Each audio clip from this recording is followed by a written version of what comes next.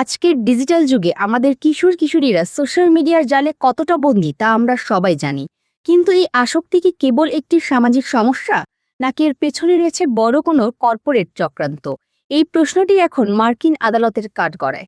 New Mexico অঙ্গরাজ্য মেটার বিরুদ্ধে কিশোর-কিশোরীদের মানসিক স্বাস্থ্য ধ্বংসের অভিযোগে ৩.৭ বিলিয়ন বা $৩৭০ কোটি এক বিশাল ক্ষতিপূরণ দাবি করেছে। তবে মেটা এই দাবিকে স্রেফ অযৌক্তিক এবং ভিত্তিহীন বলে উড়িয়ে দিয়ে পাল্টা চ্যালেঞ্জ ছুড়েছে। একদিকে সন্তানদের ভবিষ্যৎ নিয়ে উদ্বিগ্ন এক সরকার, অন্যদিকে নিজেদের অ্যালগরিদম বাঁচাতে মরিয়া টেক জায়ান্ট মেটা। এই নজিরবিহীন আইনি যুদ্ধের আদ্যোপান্ত নিয়ে বিস্তারিত থাকছে ইরা হুমায়রা রিপোর্টে।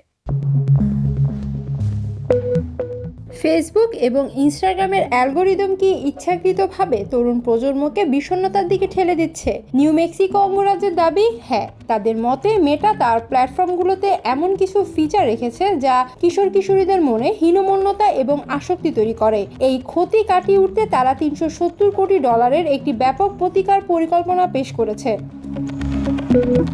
তবে মেটা এই বিশাল অঙ্কের দাবিকে আইনিভাবে মোকাবিলা করার সিদ্ধান্ত নিয়েছে। ট্রায়ালের শুরুতেই মেটার আইনজীবীরা দাবি করেন যে নিউ মেক্সিকোর এই পরিকল্পনাটি বিজ্ঞানের চেয়ে রাজনীতির ওপর বেশি নির্ভরশীল। ট্রায়াল চলাকালীন মেটার একজন মুখপাত্র তার বক্তব্যে বলেন, আমরা সবসময় আমাদের কিশোর ব্যবহারকারীদের নিরাপত্তাকে প্রাধান্য দেই। ইতিমধ্যে আমরা 30টিরও বেশি সেফটি টুলস চালু করেছি। নিউ মেক্সিকো যে $3.7 বিলিয়ন দাবি করছে তা কোনো বাস্তবসম্মত সমাধান নয়, বরং এটি একটি অতিরঞ্জিত এবং চরমপন্থী পরিকল্পনা মাত্র।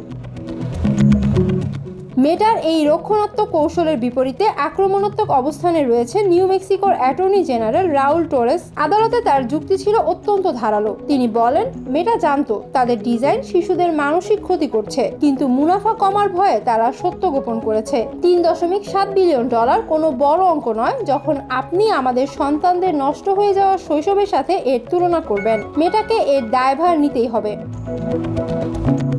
বিশেষজ্ঞদের মতে এই ট্রায়ালের ফলাফল শুধু মেটা নয়, বরং টিকটক বা ইউটিউবের মতো প্ল্যাটফর্মগুলোর জন্য অশনি সংকেত হয়ে দাঁড়াতে পারে। যদি মেটা এই মামলায় হেরে যায়, তবে বিশ্বজুড়ে টেক জায়ান্টদের একচ্ছত্র আধিপত্য এবং দায়বদ্ধতা নিয়ে বড় ধরনের পরিবর্তন আসতে বাধ্য।